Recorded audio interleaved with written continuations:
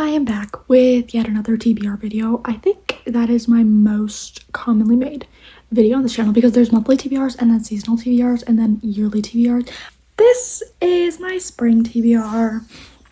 There are so many books out there that give me spring vibes, and I probably won't get to all of them because I should have counted how many I put on here. I don't know the exact number, but there was a lot of books put on this TBR because there's so many books that just scream spring to me. Anything with flowers, anything with gardening, anything with green, really, like everything was giving me spring vibes the other day. That's why I'm making this video.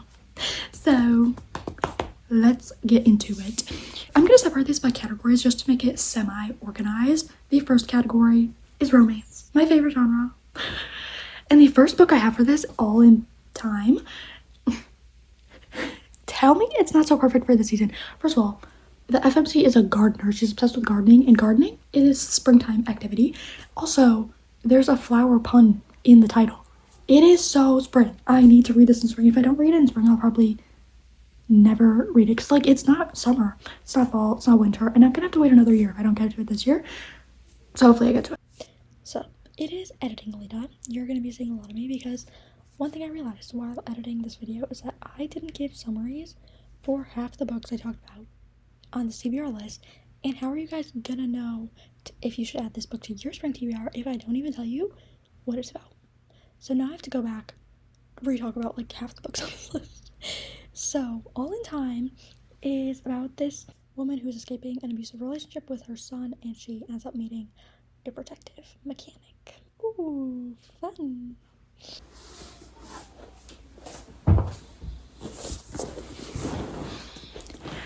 And then the second, I was gonna say book, but it's a series, it's trilogy. There's Before I Let Go, and This Could Be Us, and what's the third one called? It hasn't even come out yet, but I'm putting it on spring TBR until it comes out in summer. I should probably have Googled that before. If it comes out in spring, I'll try to read it in spring, but it honestly might come out in the summer or fall season. I actually have no idea when the publication date is for the third book, but I own the second one. I don't own the first one, or the third one obviously hasn't come out yet. I own this one, and look at the cover. There's flowers and butterflies, insects and flowers. That's springtime activity. I don't know what the plot of this is, and I kind of want to go in blind. All I know about this author is she writes books with romance subplots, but they read as women's fiction, and people compare her to Emily Henry and Abby Jimenez, and I love their books, so I feel like I'm gonna really like hers too. Haven't yet read anything from her. This would be my first. Well, no, I'm gonna read the first book in the series first before I let go, and then I can get into this, get something off my physical TBR. Yes. And then the third book I put on this list, it's funny because it has nothing to do with spring. I just really want to read it. Great Big Beautiful Life by Emily Henry. It comes out in April, and I'm gonna read it as soon as I possibly can. Literally nothing to do with spring. I don't even know what the plot is. I just know it's Emily Henry, and I will read anything she writes in whatever season. Her book could be published in winter, and I would still read it, even though most of her books are giving beach reads. I don't care. Her books, there's no season. I just really want to get to this, so I'm putting it on CBR, even though it has actually nothing to do with spring whatsoever. I just read the blurb for this book, and now I'm even more excited than I was before. This is giving beach read. Let me read what it says, the first line of the blurb. Two writers compete for the chance to tell the larger-than-life story of a woman with more than a couple of plot twists up her sleeve. Two writers? Oh. And it's also not only that, but the FMC is an eternal optimist. So she's literally giving January. They are giving January, and guess. It says he is a Pulitzer Prize winning human thundercloud. Emily, you've outdone yourself. I'm so excited for this. Will be read in spring. And then I'm going to get to Twice Shy by Sarah Hogle. I read You Deserve Each Other by her like 4 years ago, and it was a 6-star read for me when I read it, and I loved it so much, and I have been wanting to read something else from her, but I just never did. I don't know why I'm waiting, because like I loved You Deserve Each Other so much. I actually needed to reread of that soon, but I want to read something else from her, because like, what am I doing? Why did I read one book from her and it ended up being a 6-star, and then I never read anything else from her? That is silly of me. If you find a 6-star author, you keep reading for them. The fact that I've waited like 4 years before reading my next book from her, wild. But this month, I really want to read Twice Shy. The cover is giving spring vibes. There's a tree, there's leaves. Springtime. It's me again. I told you I made this mistake many times, so you'll be seeing a lot more of me. Twice Shy is about a hopeless romantic who inherits a house, and she's not the only one who inherited it. There's also this, according to the grouchy, I love a grouchy, grumpy man. I'm so excited. There's grouchy groundskeeper, hopeless romantic, recipe for a beautiful love story. And apparently they have very different ideas about what they want to do with the property they inherited. So there's going to be some tension, maybe some enemies, lovers, and grumpy sunshine, the best combination ever. Sarah, you're doing so well, babe. I'm so excited to read this. Am I centered? Yes, right? I think I am. Okay, I'm trying my best here. The next two books on my TBR, I have Blue Dahlia and Red Lily by Nora Roberts. One of these is the first book in the series. One of them is the third. I don't have the second. I don't even know which one's first. I'm pretty sure. Yeah, this one's the first. But look at on the bottom, it says it's not focusing. It's not focusing. Of course not. Oh, there we go. Book one in the Garden trilogy. Gardening? Like I said, oh, now I'm unfocused. Now it's focusing on my knees. Okay. Gardens. That's springtime. Also, there's flowers on the covers. There's flowers in the titles. And I'm pretty sure one of the subplots in here is about a gardening business, if I'm not mistaken. This screams spring. According to Goodreads, Blue Dahlia is about a recently widowed Stella who has found a new love in Logan. But there is someone who isn't happy about Stella's growing feelings for Logan, the Harper bride, an unidentified woman whose grief and rage have kept her spirit alive long past the death of her body. Interesting. So it's not a regular romance. It's like paranormal mystery packed in with romance. This is going to be a fun one. I did a great job building this TBR. I'm actually so excited for everything I put on here. And then I have After Hours on Milagro Street. I don't have it on my physical TBR. I saw it at the library the other day, and there's bugs on it. There's flowers on it. What is more springtime than bugs and flowers? Nothing. So it's perfect. And I can be supporting my local library. It's actually crazy how I forgot to give blurbs for every single book I talked about in this TBR. Editing me is getting really annoyed with past me because I want to go to sleep. I don't want to have to film right now, but I have to. So I can get this out soon. This one is about a girl named Alejandra who wants to turn her grandmother's bar into she wants to take it in a different path. And the MMC does not want that. He doesn't think it's going to be good for the community or family. He wants to keep it as it is. So it's enemies, lovers, but then something happens, and now they're on the same side. So it's enemies to reluctant allies to lovers. I really like that trope. I think I'm going to like this one. And then we have another new release, not out on a limb. What is the new book called? My brain is malfunctioning. The new Hannah Bonham Young book. What's it called? Out of the Woods. Out of the Woods. Okay, that's it. This is about a couple who has fallen out of love, and they are going on a wilderness expedition, and they're out there exploring nature, that's springtime behavior. Going on walks, going on expeditions, exploring trees and nature. Spring. I love a marriage and crisis trope so much. Like I just said, You Deserve Each Other is one of my 6-star reads, and maybe this will be one of my new 6-star reads. I'm excited to read this. The cover's really cute too. I don't know what it is about it. It's very simple and it looks like so many other covers, but something about this one is just better. I don't know. I really like it. And then I have You Deserve No. Why do I keep forgetting titles? I have The X-Files by Jessica Joyce. This is also at my local library. It's almost never there though. Like they have it, but it's always checked out because it's in high demand. In my area, I really, really, really desperately want to read this. So as soon as I see that it's available, I'm going to go pick it up because I've been wanting to read this for like a year. It's just never available. Might just cave and buy it. This is the book that can be considered a spring book or a summer book. I don't know, it kind of gives me both. It's either or. If it doesn't get read in spring, it's going to be read in the summer. It's just a matter of whether I can get it at the library or not in the springtime. But I really want to read this. Sarah Crowley said this is one of her 6 stars, and I trust her recommendations with my life. Also, I read You with a View by her I think it was last year, and I love that. Her writing is kind of reminiscent of Emily Henry's, and I love Emily Henry. This is a second chance romance, and I think it has to do with weddings, and I love that so much. That is so romantic and sweet, and I love second chance so much. I love the history and the angst and the falling back in love. I love it. So hopefully I can get this month. If I don't, oh my gosh, I'm gonna be so upset, but hopefully I can get it. Those are all the romance books that are giving me spring vibes, besides the Emily Henry book, but just forget that I put that on here. Now we're moving on to romantasy. I love romantasy. Fantasy and romance are my favorite genres. Put them together and oh, that's my favorite thing ever. The first one on my TBR, it's an underrated one. I saw it on my library's catalog the other day and it sounds so good. I'm actually so excited to read this. I think this is going to be one of the ones I actually get to because it sounds so fun. The Ornithologist's Field Guide to Love. I hope I pronounced that right. That would be embarrassing if I didn't. But this one is very much spring vibes. It's about bird watching. That's like the main focus is bird watching and the study of birds and bird species and the natural world and bird songs. Like so much of the blurb was giving me spring energy and it just sounds really cute and fun. I don't know why. Also, I love the cover. I think it's so much fun. I really want to read this. It sounds so cozy and cute. I'm so excited to read this. And then we have the Spell Shop, which blew up last year. I'm not sure if I'm gonna like it. I'm not the biggest fan of cozy romantasy. I did like Emily Wilde, and that's about it. All the other cozy fantasies I've read, I thought were really boring.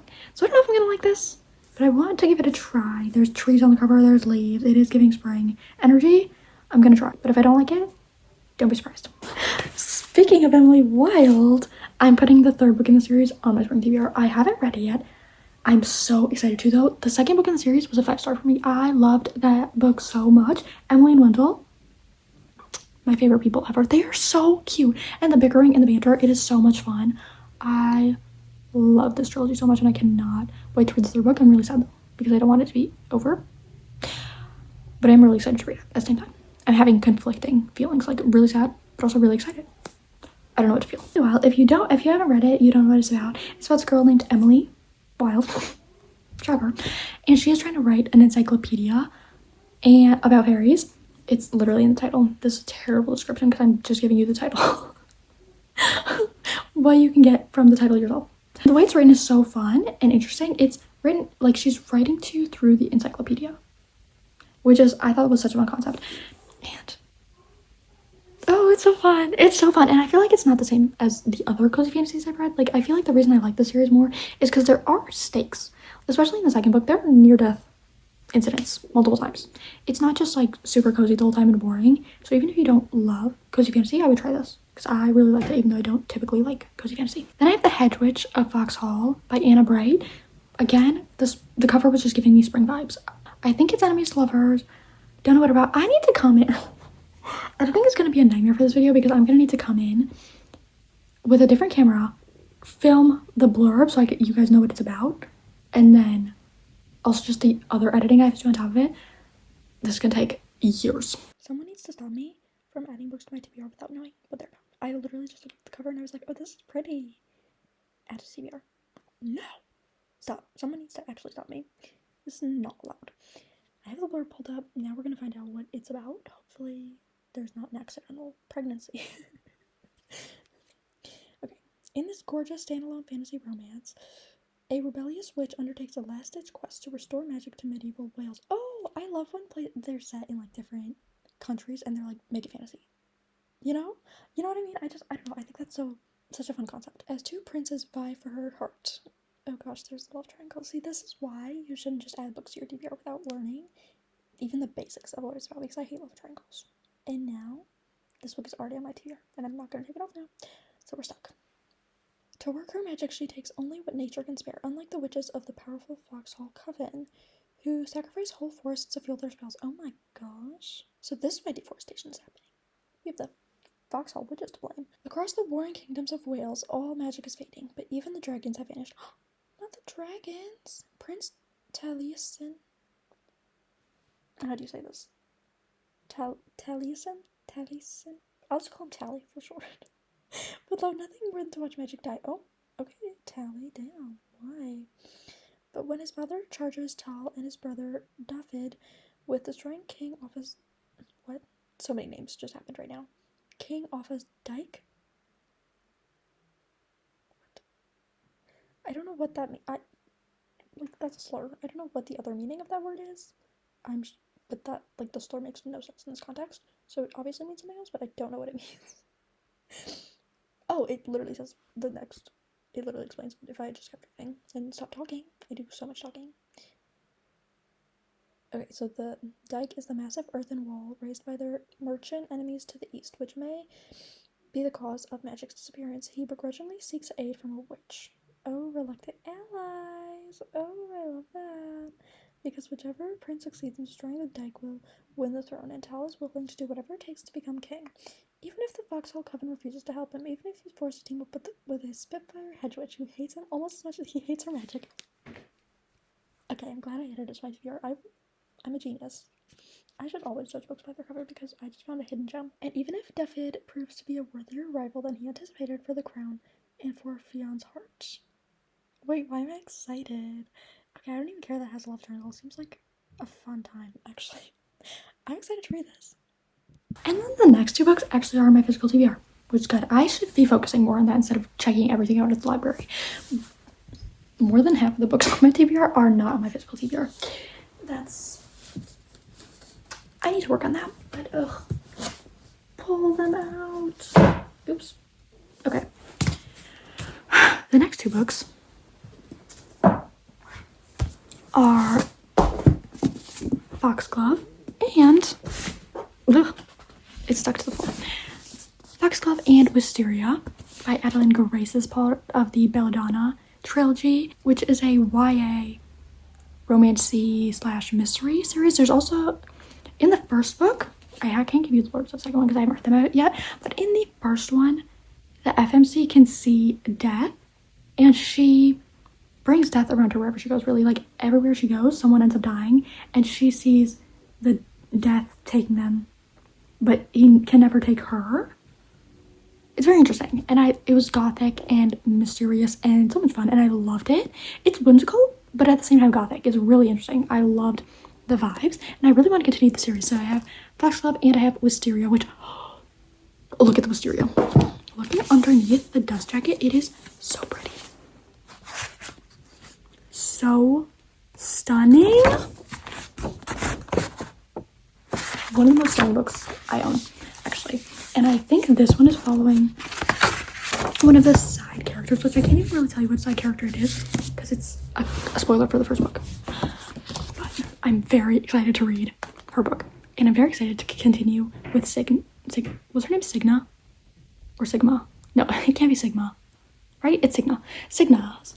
So excited to continue with this and read more about Death and Signa, and then get this one. I'm so excited for the series. It is so fun. But the reason it gives springtime vibes, first of all, look at the cover. They're very flowery, and Foxglove and Wisteria, they're both poisonous flowers. And like I said, flowers give spring vibes. And then I have The Girl with No Reflection, which is another one I know nothing about. Oh my gosh. This is so embarrassing. Well, now you guys know how I add things to my TBR. It's just covers, honestly. I see the cover, I add it to my TBR, don't know anything about the book whatsoever. But I added this one because the cover is very green and spring-esque. I'm back. I'm back to read another blurb to you.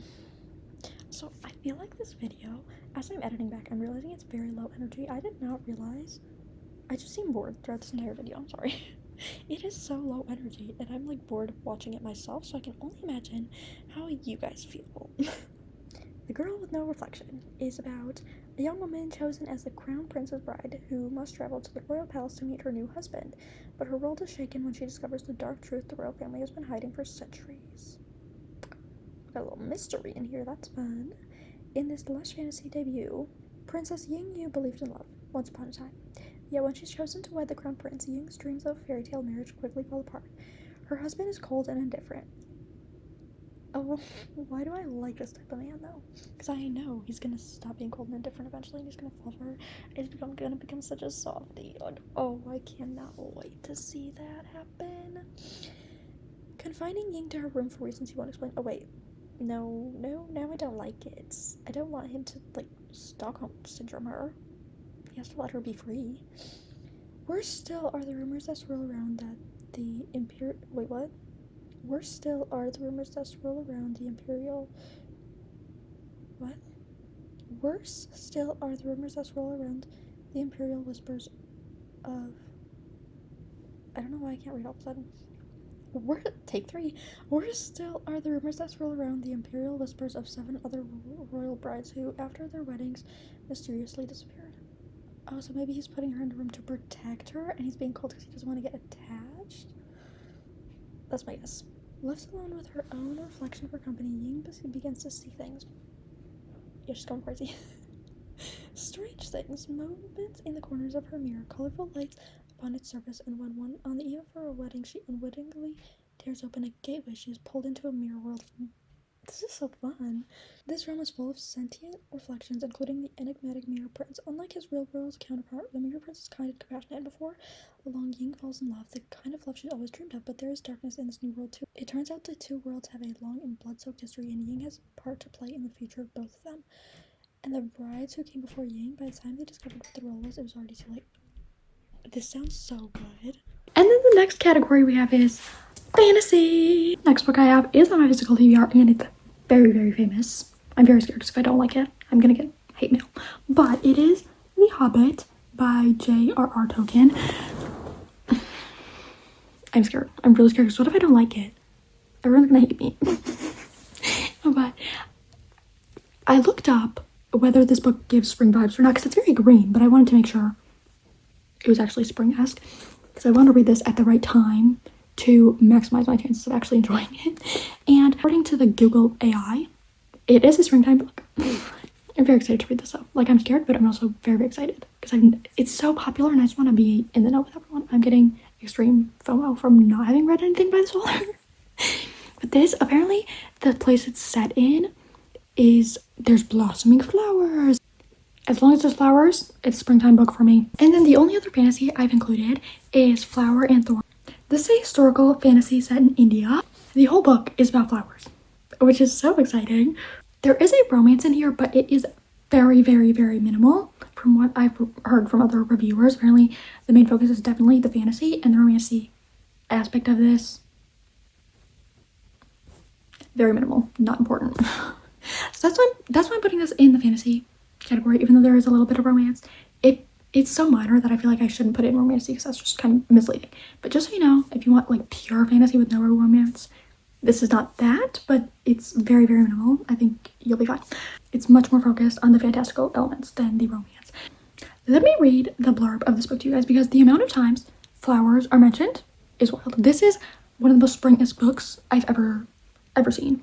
Also, the cover, stunning. I love the hot pink. I think it's so pretty. It's one of my favorite fantasy covers. Usually fantasy covers are black and gloomy. This is so cute. I'm so excited to read this and hold it.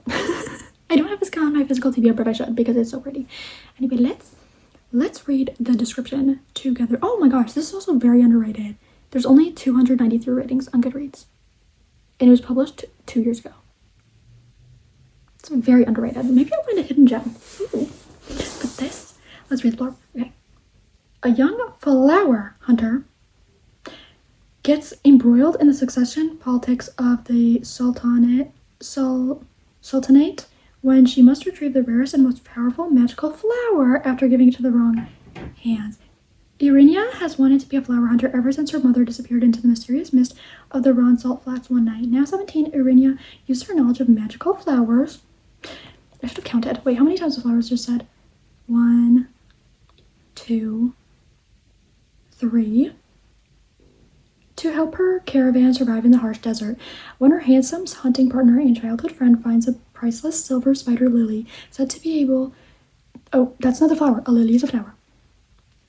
Said to be able to tear down kingdoms and defeat entire armies, Irenia knows that this is her chance for a better life, until Irenia is tricked by an attractive impostor. Oh, that's fun. Irenia's fight to recover the priceless flower and fix what she's done takes her on a dangerous journey, one she's not sure she'll survive. She has no choice but to endure it if she hopes to return home and mend the broken heart of the boy she's left behind. This sounds so good. It sounds more romance heavy in the blurb, but from what reviewers said, it's really not a lot of romance. But that was 5 times flowers were mentioned in a 3-paragraph summary. I'm very excited though. Like, the plot sounds so interesting. I've never read a book about a flower hunter before. It just sounds so Interesting. I'm so excited. It sounds so good. And the cover is gorgeous. I should just buy it. Because I think it's so pretty. Moving on to the thriller category. I don't have much for this. In fact, I have one book and it is my physical TBR. So I'm gonna go grab it.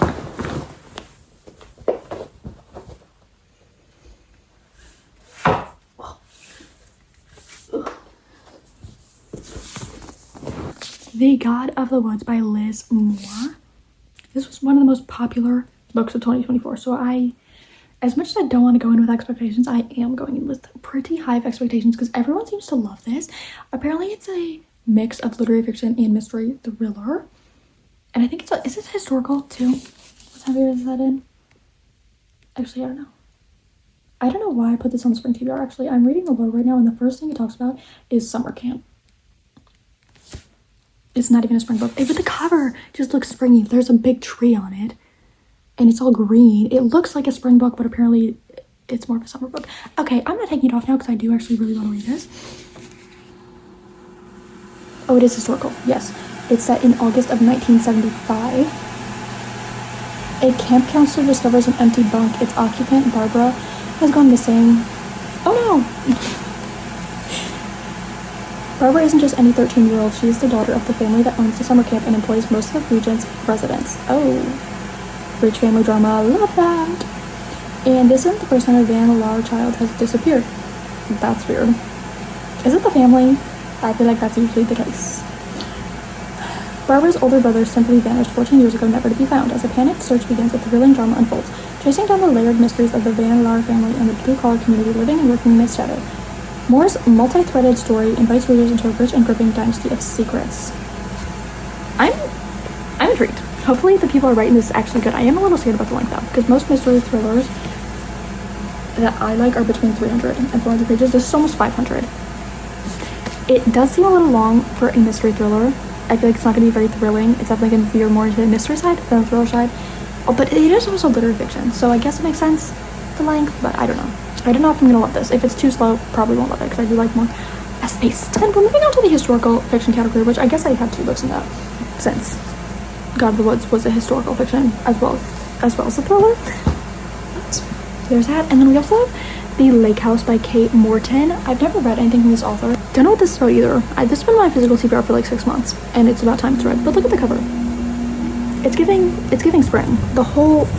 There's like a leafy border around it. That is springtime. And she's like running into the forest or something. Okay, this is about an abandoned house. June 1933. 16-year-old Alice Edavane is preparing for her family's midsummer eve party at their country home. But by the time midnight strikes and fireworks light up the night sky, the Edavane family will have suffered a great loss. A loss so great that they leave forever. Okay. I'm intrigued. A missing child. Oh my gosh, they're both about missing children. 70 years later, after a particularly troubling case, Detective Sadie retreats to her beloved grandfather's cottage in Cornwall. Once there, she stumbles upon an abandoned house and learns the story of a baby boy who disappeared without a trace. An unsolved mystery. Meanwhile, in her elegant Hampstead home, the formidable Alice, now an old lady, leads a life as neatly plotted as the best-selling detective novels she writes, until a young police detective starts asking questions about her family's past, seeking to resurrect the complex tangle of secrets Alice has spent her life trying to escape. Okay, I'm intrigued. So it's another historical fiction mystery. They're giving the same energy. Moving on to the literary fiction category, we have The Paper Palace by Miranda Cowley Heller. I totally knew that. This has been my physical TBR for such a long time. It's been like over a year and a half, I think. I got this back when it was really popular. And then after I got it, I started seeing so many hate comments about it. And the hate comments seemed like things I would also be bothered by. So I feel like I'm not going to like this, but it is something I own. So I feel like I have to read it just to get it off my physical TBR. I need to read the books I own. I need to stop getting new books and finish my physical TBR. So I want to read this. And it's perfect for this season because look at this. It's all green. This is what spring looks like in my town. So I want to read this right now. Let's see what this is all about. This house, this place knows all my secrets before anyone else is awake on a perfect August morning. Oh my gosh, it's also summer. It's set in August. Oh my gosh, I planned this video so badly because I was just doing it based off covers and I wasn't reading the blurbs for most of these books. This is also a summer book, but it looks like spring. The cover looks like spring. The back is giving summer. So I guess if I don't read this in spring, it's going to be another one that's pushed into summer. Before anyone else is awake on a perfect August morning, Elle Bishop heads out for a swim in the freshwater pond below the Paper Palace. Oh, so that's the name of the pond. Okay, so that's going to be a big part of this book. The gently decaying set of cabins in the backwoods of the Cape Cod, where her family has spent every summer for generations. As she passes the house, Elle Green glances through the screen porch at the uncleared table from the dinner the previous evening. Empty wine glasses, candle wax on the tablecloth, echoes of family and friends. Then she dives beneath the surface of the pond and recalls what else happened last night. The secret passionate encounter with her childhood soulmate out behind the house as Elle's husband and mother chatted to the guests inside. Oh, so this is scandalous. Oh, wait, now I'm actually wanting to read this. At first I was going to force myself, but now I'm kind of intrigued because there's apparently affairs, and in real life, affairs, no, bad. In fiction, though, I love the drama. This is going to be fun. So begins the story that unfolds over 24 hours and across 50 years. Wait, this sounds actually really interesting. I love when books span over a long period of time and you get like so much history. I feel like they're very interesting. But wait, how does it unfolds over 24 hours and across 50 years? What? So there's going to be like time jumps? As decades of family legacies, love, lies, and secrets, and one unspeakable incident from her childhood lead Elle to the precipice of a life-changing decision. Over the course of this day, Elle will have to decide between the world she has made with her much-loved husband, Peter, and the life she's always imagined would be hers with her childhood love, Jonas, if a tragic event had not forever changed the course of their lives. Okay, I'm here for the drama. I did not realize this was about that. Again, me proving that I know nothing about the books I read before I read them. Honestly, I go into every book blind, honestly. I'm only reading the backs for you guys because usually I just pick a book up and then I read it and then I find out what it is. I don't usually go in knowing what it's about. And then we have Tom Lake by, who's this? Anne Pratchett. I knew that. This is a very, very popular book. Wait, look at the pages. I just noticed this. This is kind of weird. Why is it like half white, half cream? That's gonna really bother me. But I've heard nothing but good things about this book. I don't think I've heard a single negative review about this. So I feel like it has to be good. And the cover, there's so many flowers on it. This is spring, if I've ever seen spring in full bloom. Oh, and even on the back, like the frame, it's so flowery. I feel like the daisies are gonna be symbolic of something. In this beautiful, moving novel about family, love, and growing up, Anne Pratchett once again proves herself to be one of America's finest writers. In the spring of 2020, okay, so this one's actually set in spring. Finally, I found one that actually fits spring vibe. Laura's 3 daughters return to the family's orchard in northern Michigan. While picking cherries, they beg their mother to tell them the story of Peter Duke, a famous actor with whom she shared both a stage and a romance years before at the theater company called Tom Lake. Oh, this sounds fun too. This sounds like a little scandalous. As Laura recalls the past, her daughters examine their own lives and their relationship with their mother and are forced to reframe their understanding of the world they thought they knew.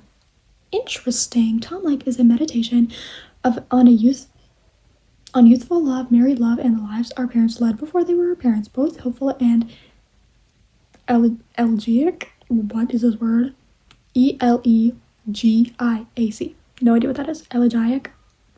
I don't know what this is.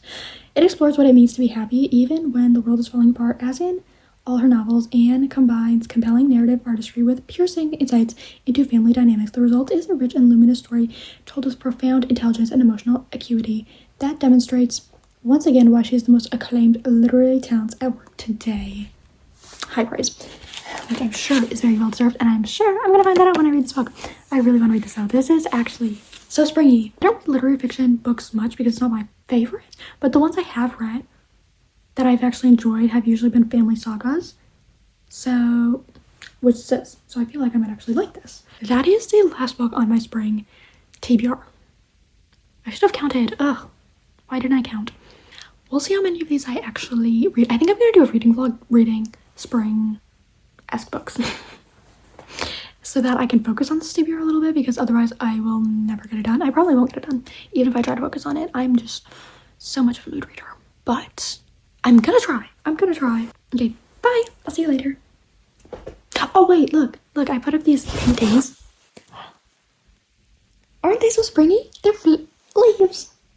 I am fully ready for spring.